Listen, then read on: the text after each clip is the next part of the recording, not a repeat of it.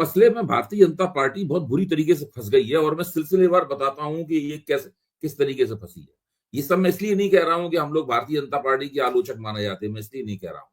साफ आंखों से दिखाई पड़ रहा है कि वो फंस गई है, और इसीलिए जो गोदी मीडिया के चैनल भी हैं, गोदी मीडिया के एंकर और एंकरनियां भी हैं, वो भी इस सवाल के ऊपर कोई साफ बात नहीं कह पा रहे हैं, कोई दावा नहीं कह पा रहे। एक ही बात कहते हैं, हमने तो घुस के मारा, हमने घुस के मारा। वही जो 2019 में बोले थे, वही दोबारा बात को कह रहे हैं।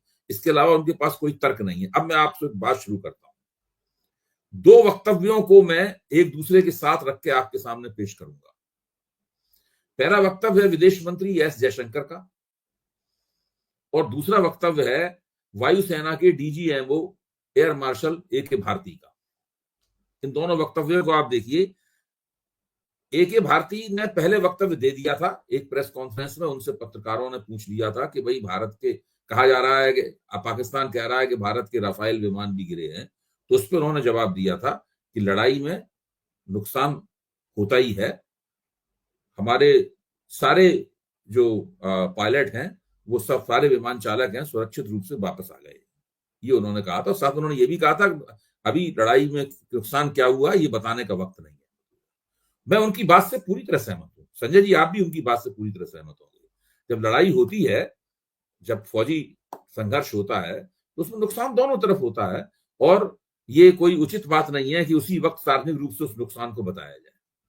लेकिन उनके वक्तव्य से स्पष्ट था, जिसको हम लोग 4 PM के मंच पहले भी चर्चा कर चुके हैं, कि विमान सुरक्षित वापस नहीं आए, पायलट वापस आए सुरक्षित। ये उनके बयान से बिल्कुल स्पष्ट हो गया। लेकिन हम सब लोग देशभक्त हैं, तो किसी पत्रकार ने उनके साथ जिरह नहीं की इस सवाल के ऊपर, बात वहीं पे खत्म हो गई। फिर उसके बाद में होंडुरस एम्बेसी, राजदूत के दूतावास के सामने उन्होंने एक वक्तव्य दिया, एक सवाल के जवाब में, विदेश मंत्री जयशंकर ने अंग्रेजी में उन्होंने वक्तव्य दिया। मैं वो तो नहीं आपके सामने दोहराऊंगा, लेकिन वक्तव्य कुछ इस प्रकार का था। मेरे पास अंग्रेजी वाला उसका पूरा पाठ भी है। वक्तव्य कुछ इस प्रकार का था कि संघर्ष की शुरुआत में ही, ऑपरेशन की शुरुआत में ही, मतलब ऑपरेशन सिंदूर से मतलब है, शुरुआत में ही उन्होंने पाकिस्तान को बता दिया था कि हम आपके आतंकवादी ठिकानों पर हमले करेंगे, हम आपके आतंकवादी ठिकानों को निशाना बनाएंगे। इसका पाकिस्तान की सेना से कोई ताल्लुक नहीं है। पाकिस्तान की सेना को इस मसले से अलग रहना चाहिए। लेकिन पाकिस्तान की सेना ने उनकी इस बढ़िया सलाह के ऊपर बढ़िया सलाह को ठुकरा दिया, सलाह को नहीं माना। ये इस तरह का उन्होंने एक वक्तव्य दिया। तो जैसे ही उन्होंने ये वक्तव्य दिया, एक तरह से उन्होंने बर्रों बर के छत्ते को छेड़ दिया, क्योंकि ये वक्तव्य सीधा सीधा जाके एयर मार्शल भारती के वक्तव्य से जुड़ गया। और एयर मार्शल भारती का वक्तव्य जो बहुत निर्दोष लग रहा था उस वक्त, उनके लिहाज से वो निर्दोषी था, क्योंकि उन्हें थोड़ा पता था कि आगे जाकर भारत के विदेश मंत्री इस तरह का वक्तव्य दे देंगे। ये कोई पहले से थोड़ा उन्हें पता था। उसके बाद लोग सोचने लगे कि भाई, जब भारत के राफेल विमान अपनी मिसाइलें लेकर एयर स्ट्राइक करने के लिए, जब पाक ऑक्युपाइड कश्मीर और पंजाब के ऊपर तैयार हो, एयरबॉर्न हो रहे होंगे, आप पूरे चित्र की कल्पना कीजिए। उस वक्त पाकिस्तान को यह बात कैसे पता थी कि ये वहां पे हवाई जहाज वहां मौजूद है? उसने पूरी तैयारी, पूरी सतर्कता और तैयारी, ये बात सही है। एयर डिफेंस सिस्टम में कई बार एयर डिफेंस सिस्टम हमलावर विमानों को पकड़ लेते हैं, लेकिन अगर आप और साधारण रूप से सतर्क हो, पहले दिन रात आप जाग के चौकसी कर रहे हो, तो आपके उन पकड़े जाने की संभावना और बढ़ जाती है। तो लोग तो टेक्निकल बात नहीं समझते। तो आम जनता जो है वो इस बात को देखे उसके लोगों के दिमाग में ये आया कि भाई, इसका मतलब पाकिस्तान को पहले से मालूम था, पाकिस्तान को यह भी मालूम था कि आतंकवादी ठिकाने तो पाकिस्तान ने के बनवाए हुए हैं, फौज के ही बनवाए हुए हैं। उसे पता था कि जब यहां आतंकवादी ठिकानों पर हमला करने के लिए आएंगे भारत के विमान, तो उनकी पोजीशनिंग ऐसी ऐसी होगी। तो जो उनका एयर डिफेंस सिस्टम था, जो चीन की मदद से बनाया गया था, उस एयर डिफेंस सिस्टम ने ऐसा लोगों को लगा, मैं ये नहीं कह रहा हूं ऐसा हुआ है, मैं कौन होता हूं ऐसा हुआ, ऐसा लोगों को लगा कि चूंकि उन्हें पहले से जानकारी थी, तो वो सब उन्होंने भांप लिया, पहले से उसकी शिनाख्त कर ली और नुकसान पहुंचा दिया। ये बहुत मैं सतर्कता पूर्वक बोल रहा हूं, नरम भाषा में बोल रहा हूं। अच्छा, ये चीज जैसे ही बाहर आई, ये चीजें दोनों जैसे ही मिली और कांग्रेस ने इस मसले को उठाया, वैसे ही हंगामा मच गया। अच्छा, उधर ट्रंप जो है वो बार बार लगातार कह रहे हैं पृष्ठभूमि में कि हमने युद्ध विराम कराया, हमने सीज फायर कराया, हमने इसकी धमकी दी, ट्रेड की धमकी दी, ये दिया वो दिया, एक बार नहीं 8 बार बोल दिया एक एक करके। अच्छा, जब कांग्रेस ने आरोप लगाया तो विदेश मंत्रालय के प्रवक्ता ने निकल के ये कहा कि नहीं, उनका मतलब ये नहीं था, उनका उनका विदेश मंत्री का मतलब ये नहीं था। विदेश मंत्री का मतलब तो ये था कि जब 22 मिनट की वो भारत की कार्रवाई हो गई, 7 और 8 की रात की 22 मिनट की जो कार्रवाई हो गई, उस कार्रवाई के बाद विदेश मंत्री ने उनको कहा। अब इस बात पर बहस छिड़ गई कि उनका बयान दोबारा पढ़ा जाए। फिर तो लोग बहुत उसको कस कस के उस बयान को पढ़ने लगे। 2 लाइन का बयान है, उसको पढ़ने में कितनी देर लगती है? ऐसा भी नहीं है कि वो फ्रेंच या स्पेनिश में हो, अंग्रेजी में है। भारत में सब लोग, ज्यादातर लोग अंग्रेजी जानते ही हैं।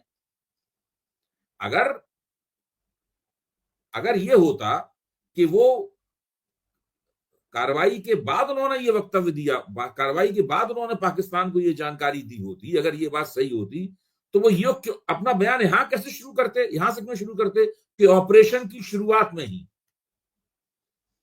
वो बयान यही तो कह रहे हैं, ऑपरेशन की शुरुआत में ही हमने बता दिया ऑपरेशन की शुरुआत। हाँ, तो बड़े आराम से कह सकते थे at the end of operation. हाँ, ठीक बात है। ऑपरेशन के अंत में बड़े आराम से कह सकते थे। भाई, इसको समझने के लिए कोई बड़ा भारी व्याकरण का आचार्य थोड़ा होना है हम लोगों को। सही बात है, कोई रॉकेट साइंस थोड़ी ना है। वो रॉकेट साइंस तो सब लोग समझ रहे हैं उसको, 2 लाइन की चीज है, जिसको जरा सी भी हिंदी अंग्रेजी आती है वो समझ सकता है उसको। तो ये सब, इसको सीमेंटिक्स कहते हैं, यानी शब्दार्थ, शब्दों का अर्थ, वाक्यों का अर्थ वगैरह निकाला जा रहा है। उसी वक्त जिनको आप डिग्री दुबे बोल रहे हैं वो कूद पड़े मैदान में, और उन्होंने ये कह दिया कि 1991 में ही भारत और पाकिस्तान के बीच में समझौता हो गया था इस प्रकार का। अच्छा, और उस वक्त कांग्रेस की सरकार थी, साथ में उन्होंने ये भी कह दिया। तो ठीक है, उनका इतिहास का ज्ञान तो जैसी डिग्री उसके हिसाब से ही होगा। उस वक्त प्रधानमंत्री थे चंद्रशेखर, और कांग्रेस उनसे अपना समर्थन वापस ले चुकी।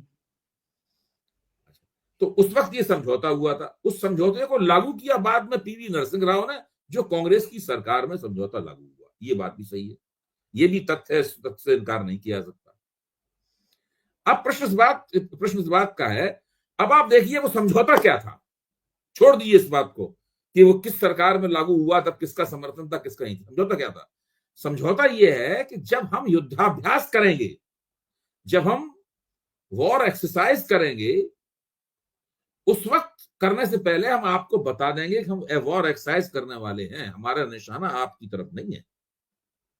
इसी तरह पाकिस्तान जब वॉर एक्सरसाइज करेगा, तब वो बता देगा कि हमारा निशाना आपकी तरफ नहीं है। समझौता ये था।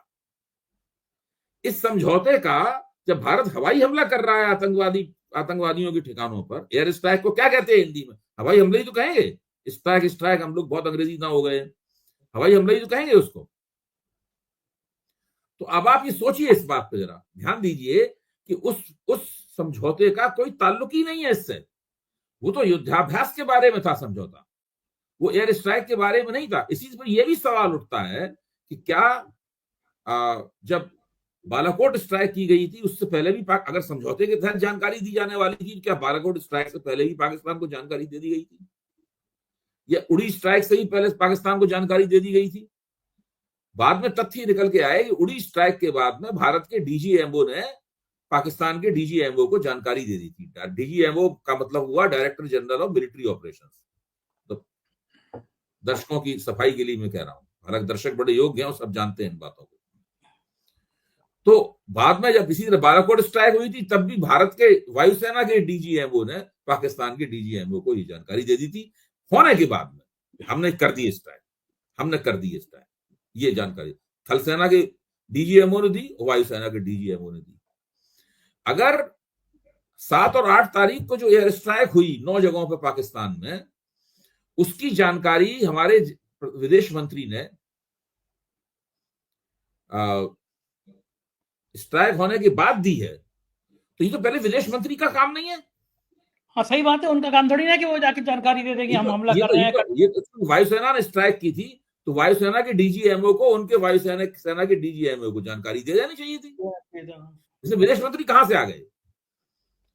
क्योंकि विदेश मंत्री खुद कह रहे हैं कि मैंने जानकारी दी, विदेश मंत्री खुद कह रहे हैं कि मैंने जानकारी दी, and at the start of operation कह रहे हैं, उनका वाक्य शुरू होता है at the very start of operation, जब वो ये कह रहे हैं, मुझे इससे स्पष्ट हो जाता है कि मतलब कम से कम लोगों के पास ये अर्थ पहुंचता है उसका, लोग उसका जो तात्पर्य निरूपण कर रहे हैं, उसका जो अर्थ निकाल रहे हैं, मतलब निकाल रहे हैं, वो अर्थ यही निकल रहा है उसका कि ऑपरेशन से पहले बता दिया गया था पाकिस्तान को कि हम आतंकवादी ठिकानों पर हमले करेंगे और आपको इस हमले से कोई मतलब नहीं होना चाहिए, हमें आतंकवादियों को सजा देनी है, आप उससे दूर रहिए, मुझे हम लगता है कभी कि फौजी जगहों